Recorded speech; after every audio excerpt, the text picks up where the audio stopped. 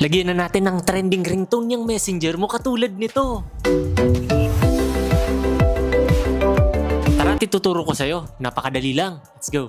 Una ay punta ka lang sa TikTok application mo. Search mo po dito sa taas ang K-pop Demon Hunter ringtone. Yan. Tapos yung nasa unan, yan na yun.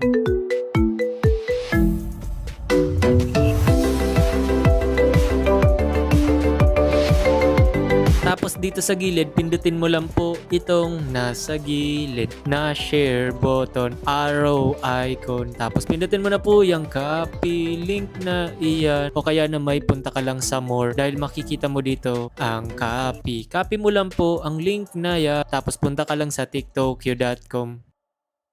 Pindutin mo lang po yan, tapos dito sa ilalim makikita mo po ang paste. I-paste mo po dito yung link na kinapi mo, then click download, tapos punta ka po dito sa download MP3. Pindutin mo lang yan, tapos ayan na po. I-open mo lang at ayan na.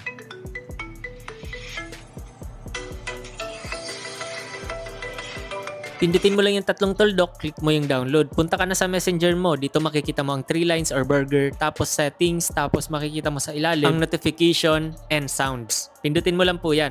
Tapos dito sa ilalim makikita mo po ang customized notification, sound appearance option. Tapos dito ulit sa ilalim, click mo lang yung ringtone. Tapos select from files, pindutin mo lang yan. Tapos sa pinakailalim, basta makita mo lang yung may TikTokyo sa unahan na pangalan, kagaya niyan, tiktokyo.com, yun na yun.